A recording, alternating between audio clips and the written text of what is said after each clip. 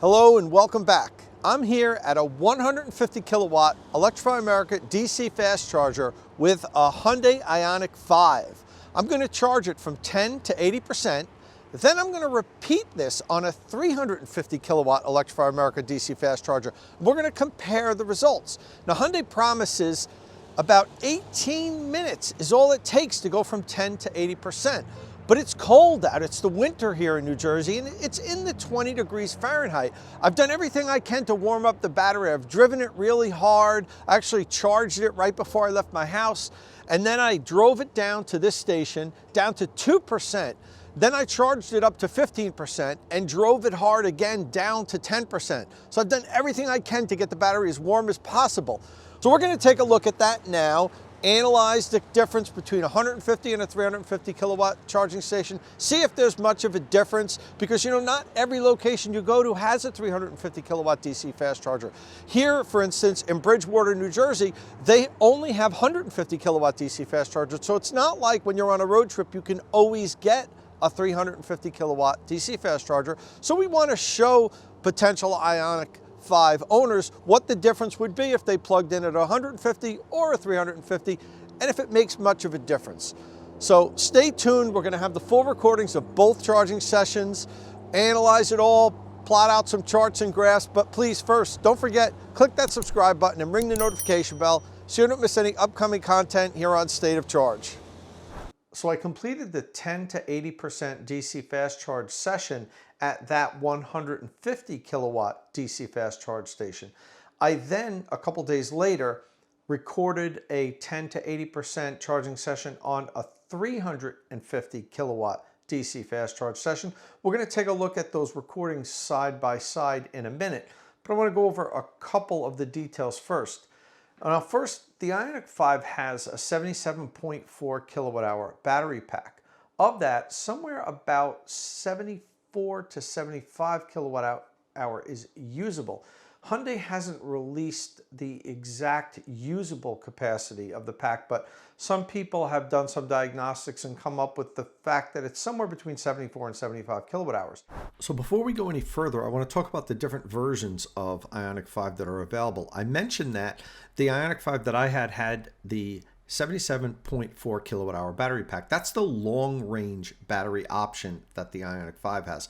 I actually had a 2022 Ioniq 5 all-wheel drive long range for range testing and the charging testing that I did. So this is the vehicle that we're talking about today. And that's important because the different versions have different EPA range ratings.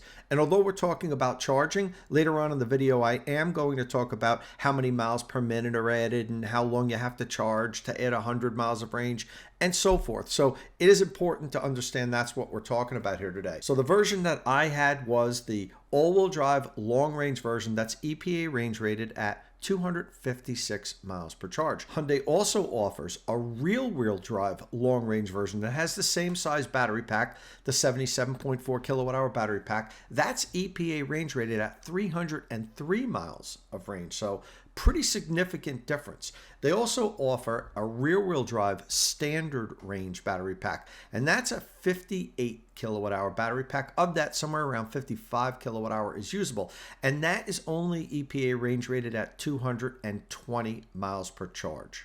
So we have the 77.4 kilowatt hour battery pack in this car here that we charged. It has an 800 volt battery system that allows higher maximum charging rates, and Hyundai claims that the Ioniq 5 can charge from 10% to 80% in only 18 minutes. That's incredibly fast, and it has a peak charging rate of about 230, 235 kilowatt, but it holds it for a good period of time under ideal conditions, and that's why it can charge from 10 to 80% in only 18 minutes. But that's in ideal conditions, and it's in the beginning of February here when we were doing these charge recordings. As I mentioned earlier, it was down in the low 20s Fahrenheit, so, you know, well below 0 Celsius. And that has a big effect on DC fast charging. All electric vehicles charge slower when their batteries are cold. Some electric vehicles have good thermal management systems that allow you to warm the battery up if you're going to DC fast charge. Some of them, like say the Tesla vehicles, when you put a DC fast charger in your navigation system, the vehicle automatically starts preconditioning the battery, warming it up to get it nice and warm so we can charge faster. Now, Tesla isn't the only manufacturer. Other manufacturers do that also. Hyundai does not. So there really isn't a way for you to warm up your battery if it's in the middle of the winter and you know you're going to DC fast charge. And others have reported this in Europe in particular. They had the vehicle before we did here in the US, that the Ioniq 5 seems to get affected by cold weather even more so than some other electric vehicles on the market. It charges even slower than some of the other electric vehicles. Now, Hyundai does have what they call winter mode. That's supposed to be a warming system to keep the battery warm if it's really cold. The problem with that is they really created it just to keep the battery from getting critically cold, like below 0 Celsius. The battery, if it's cold soaked, it might turn on for a little bit. The whole week that I had the Ioniq 5, it didn't turn on at all. And I could tell because there is a setting that tells you where your energy use is. And I kept checking it during the week, and it always reported that 0 energy was sent for, battery conditioning to warm the battery. So all week long, even though it was really cold here, that battery warmer never went on. So I don't really know what its function is. I know it's not nearly as good as the systems in other electric vehicles. Say, for instance, the Porsche Taycan has a really good battery warming system to get the battery nice and warm so you can DC fast charge it really quickly. And there's some other electric vehicles, say the Lucid Air, that allows you to manually turn on battery warming so you can turn it on yourself. You don't even have to put the destination in the navigation system to tell the vehicle, hey, I'm going to a DC fast charger, so it turns on battery warming. So different manufacturers have different policies. I'm not really a fan of how Hyundai has incorporated battery warming into their system. They need to improve on that because the cold weather charging gets really affected when you have a cold battery. And we're gonna see that right now. We're gonna move over to the DC fast charge recordings. I timed them up side by side. One of the things I want to point out is I edit out the times when the Electrify America screens time out. So even though both of these charging sessions lasted exactly 30 minutes, so I'm giving you a little tip ahead of time now, that there was no difference between the 150 and the 350 kilowatt DC fast charging station. They both ended within seconds of each other, the two recordings, but they're not exactly timed. You'll see there's a couple of second difference in the length of the video because I edit out when the screen times out, because it's really difficult for you to watch as a viewer if every second or two the screen blanks and then it jumps back to the screen. It kind of makes you dizzy. So let's take a look at the recording side by side, and I'll do a little play-by-play as we're watching. As soon as we plug in, you can see that both stations are estimating it's going to take 29 minutes to get to 80%. So much for 18 minutes. Now, it's hard to see because of the glare, but both recordings show that we're taking in about 77 to 78 kilowatt, and it holds that for about 10 minutes. And then at around 25% state of charge in both charging sessions, the rate spikes up to 127 kilowatt. And then it begins a gradual climb up to 147 kilowatt, which is the peak charge rate that we saw on both sessions. After 14 minutes of charging, both screens show the vehicle at 36% state of charge. And 4 minutes later, at the 18-minute mark, now remember, 18 minutes is when we're supposed to be at 80%, the screens show 46% and 45%, with both stations delivering 141 kilowatt at that point. And the 150 kilowatt station is actually slightly ahead. 7 minutes later, after 25 minutes of charging, the 150 kilowatt station still holds its 1% lead, 66% to 65% state of charge, and both stations are delivering 131 kilowatt. And 5 minutes later, at exactly 30 minutes, both of the stations reached the 80% state of charge point. So instead of 18 minutes, it took exactly 30 minutes in our cold weather DC fast charging test. And it didn't matter whether it was on the 150 or 350 kilowatt station, they both charged exactly the same length of time.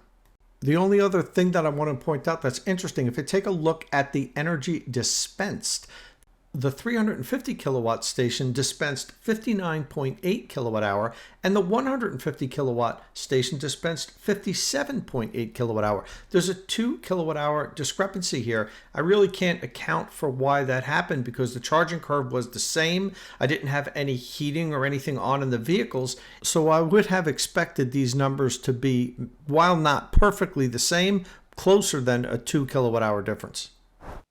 So now let's take a quick look at a couple of graphs I made of the 10 to 80% charging session. Now I will note that because these two sessions were so similar, I just mapped out the charging session on the 350 kilowatt station. Now the one on the 150 kilowatt station would have been slightly different. At one point it lowered its charge rate just maybe about a minute before the 350 kilowatt did, but it really was so close it wasn't worth mapping them both out. It would be such similar lines that I saved a little time and just plotted out the one on the 350 kilowatt DC fast charge station. So let's take a look at those two graphs now. Okay, so first let's take a look at the charging power graph. When we plugged in at 10%, the vehicle was immediately taken in about 77 or 78 kilowatt. And it did that until about 23% state of charge. It pretty much held that rate flat. And that's when the charging rate shot up to 122 kilowatt. It held that until about 33% state of charge, and then again jumped up to 140 kilowatt. And then it slowly climbed up to 147 kilowatt, which was the peak charging rate that we saw on both charging sessions. It did that at about 63% state of charge, and that's when it dropped back down to 130 kilowatt. But it briefly climbed back up to 134 kilowatt, and at 75% state of charge, the charging rate began a steep free fall to under 100 kilowatt just before it reached 80% state of charge. Next, let's take a look at the charging time graph. And this is the most important one in my opinion because, I think most electric vehicle owners really don't care about charging rates and max charging power. They really just want to know how long does it take for me to get from this percent state of charge to this percent state of charge. They only care about how long do I have to stay at this charging station. And this chart will help you figure that out. So as you can see here, we plug in at 10%, and if 5 minutes later, we're at 17% state of charge. At the 10-minute mark, we're at 25% state of charge. 15 minutes, we're at 36% state of charge. After 20 minutes, the vehicle is at 51% state of charge. And 25 minutes of charging gives you 65%. And as we said earlier, it took 30 minutes exactly to reach 80%. Now this is a far cry from the 18 minutes, 10 to 80% that Hyundai promises. But again, this is cold weather charging, and the cold is going to affect your charging time. We're going to repeat this test in the summer when it's nice and warm, and hopefully we'll be able to match Hyundai's claim of 10 to 80% in 18 minutes. And finally, I did another charge recording, this time from 0 to 100%. I had done the Ioniq 5 70 mile an hour highway range test for inside EVs. It was a winter highway range test, obviously, because it was cold and the vehicle won't go quite as far in the winter as it will when it's warm. So we wanted to see how far it would go if it was about 30 degrees out. And the Ioniq 5 at 70 miles an hour finished up with 195 miles. Not great, but when you consider it was in the middle of the winter, it really wasn't that bad. Since I had the vehicle at 0% state of charge and I was at a DC fast charge station, I recorded a complete 0 to 100% DC fast charge session on a 350 kilowatt Electrify America DC fast charge session.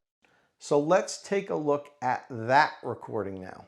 Just as with our previous charging sessions, as soon as we plug in, the vehicle's taken in about 78 kilowatt. At the 5-minute mark, we're at 9% state of charge. And after 10 minutes, the battery's at 17% state of charge. And that's when the charge rate jumps from about 78 kilowatt all the way up to 121 kilowatt. Now, 18 minutes in, we're at 36% state of charge. And that's only about half of the 70% charged that was promised by Hyundai in their claimed 10% to 80% in only 18 minutes. But again, that's in good temperatures. This is a cold weather charging test, and we know we're not going to charge quite that quickly. After 25 minutes of charging, we're at 57%, and we reach 70% state of charge in 30 minutes. That's exactly how long it took us to add 70% in our two previous 10 to 80% charging sessions. So after 3 different charge tests on 3 different charging stations, it took exactly half an hour for us to add 70% back to the battery, whether we started from 10% or from 0. After 45 minutes of charging, we're at 94% state of charge, and the station finally shut off after 56 minutes of charging. We were at 100%. But I like to always remind people, when you're at a DC fast charger, you typically aren't going to charge to 100%. Most people unplug at around 80-85% because the charge rate slows down so much after 80% that it's just not worth staying at the DC fast charger unless you absolutely need that extra range. Let's take a quick close-up look at the charge summary. So we charged for 56 minutes, and the charging station delivered 79.72 kilowatt hour to the vehicle. Now, as I mentioned earlier, the Ioniq 5 has a 77.4 kilowatt hour battery, but of that, only about 74 kilowatt hour is usable. So we had somewhere around 5 to 6 kilowatt hour of charging losses, which is pretty much on par with what we experience with many of our electric vehicles. Percentage-wise, it's around 8% charging losses, and this was a cold weather charging test, so we would have less losses than if it was super hot and the battery was really hot and the thermal management system had to keep cooling it down as it was charging. And I made the same charts for the 0 to 100% charging session as I did for the 10 to 80%. So let's take a look at those charts now, and then I'm going to overlay the charts that I made for the 10 to 80% so you could see if it makes a difference in the charging curve if you plug in at 0 or 10% state of charge. Just as with the 10 to 80% charging sessions, when we plug in, the Ioniq 5 is accepting about 77 to 78 kilowatt, and it holds that until the 17% state of charge point. And that's when it jumps up to about 123 kilowatt, and it holds that for a while. Does that until about 27% state of charge before we get another abrupt increase up to 140 kilowatt. And again, just like our previous charging sessions, the Ioniq 5 then holds that and slowly creeps up to a peak charging rate of 146 kilowatt, and it does that at about 64% state of charge. And then it drops down abruptly to 131 kilowatt. It holds that for a little while, and it actually rises up a little bit before it begins that steep decline at about 77% state of charge. Now, this is why we always say it's not an efficient use of time to charge at DC fast charge stations much after 80%. Unless you absolutely have to, you need that extra range. What you really want to do is optimize your time spent at a DC fast charger during the peak charging times, which you see here in the middle of the charging curve. That's really when you want to stay at a DC fast charger, unless obviously you need that extra range to make it to your next destination. Okay, so next up, let's take a look at the overlay where I place the 10 to 80% charging session graph on top of the 0 to 100%. The 0 to 100% is the light blue, and the darker blue is the 10 to 80%. And you can see the 10 to 80% charging session mirrors what we just saw for the 0 to 100%. It's almost exactly the same. It's just shifted over because one starting point is at 10% and the other one is at 0. You like to see this, that there's a repeatable charging curve that you can rely on every time. I charged the car 3 times on 3 different charging stations, some 150 kilowatt, some 350 kilowatt, and got the exact same results. Now, obviously, this is going to change in warmer weather because the Ioniq 5 can accept more than the 147 peak kilowatt that we saw on these charging stations. It's limited by the cold. We're going to repeat this test in the warmer weather.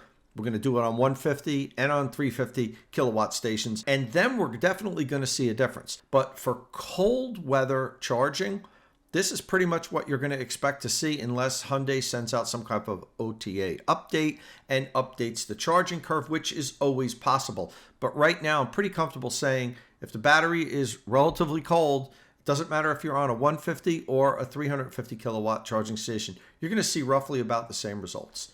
And this isn't bad. It does hold that high charging rate for quite some time. One place where they could improve is it could jump up to the higher charging rate a little bit quicker. Maybe in this area here, if it were able to get up over 140 kilowatt sooner, say around the 10% state of charge point, it would charge even quicker. Okay, next up, let's take a look at the time to charge chart. And to me, this is the most important chart because when you come right down to it, what most consumers care about is how long do I have to charge? They're not as concerned with maximum charge power, charging curves, C rates, all that stuff. Now, sure, there's some people that love that data, but most consumers just want to know how long do I have to plug in and charge in order to get to my destination. So let's take a quick look. On this chart, we have on the x-axis the charge time and the y-axis state of charge. You can see here, after about 10 minutes of charging, the Ioniq 5 was at 17% state of charge. After 20 minutes, we were at about 42%. After 30 minutes, we were at 71%. After 40 minutes, we were all the way up to 90%. 50 minutes, 97%, and then we finished at 56 minutes with 100% state of charge. Next up, let's talk about how long it takes to replenish 100 and 200 miles of driving range. In my 70 mile an hour highway range test, I was only able to achieve 195 miles with the Ioniq 5. Now remember, this is the Ioniq 5 all-wheel drive long range. The rear-wheel drive long range as well as the short range battery or standard range will have different numbers than this, and hopefully in the future I'll get a chance to test those out also. But what we're talking about here today is all-wheel drive long range. It's EPA range rated at 256 miles per charge. I was able to accomplish 195 miles driving at a constant 70 miles an hour in the winter. Obviously it's going to be longer in the summer, so these miles added are specific to the test that I performed.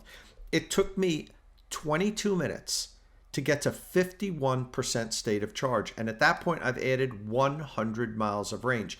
Now, because I finished up with 195 miles driven, the vehicle never replenished 200 miles of range. But if we look at the EPA range rating, which depending on what type of driving you do, you may achieve, the Ioniq 5 replenished 100 miles of range after 18 minutes.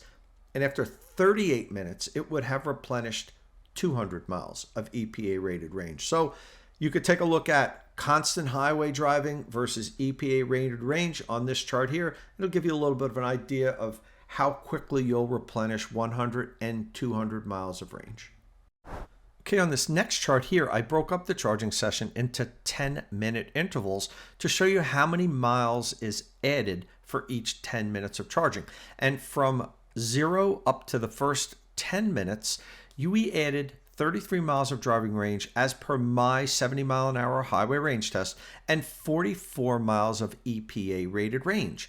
From 10-minute mark to the 20-minute mark, we added 49 miles according to my range test and 64 miles of EPA rated range. See, that's a good segment there. We added a lot of miles. It gets even better. From 20-minute mark to the 30-minute mark, this is the peak charging time. This is when we replenish the most range. We added 57 miles according to my 70 mile an hour higher range test and 74 EPA rated range.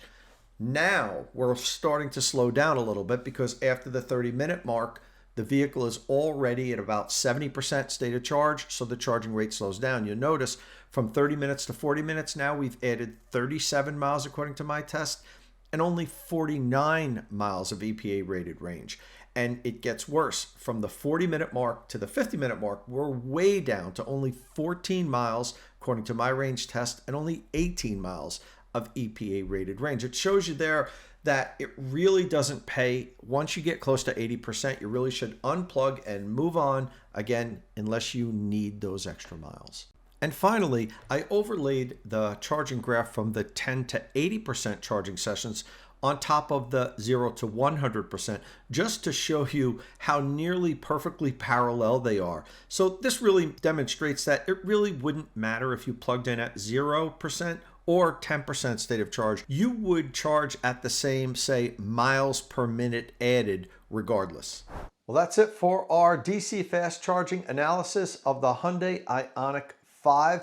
Remember, this was a cold weather test, which is probably why it didn't perform up to the manufacturer's specifications. We are going to get a hold of an Ioniq 5 once it's warmer, repeat this tests, and hopefully there'll be a big difference. Coming up next on the channel, we have DC fast charge analysis for the 2022 BMW iX xDrive 50. So keep an eye out for that one, and thanks for watching.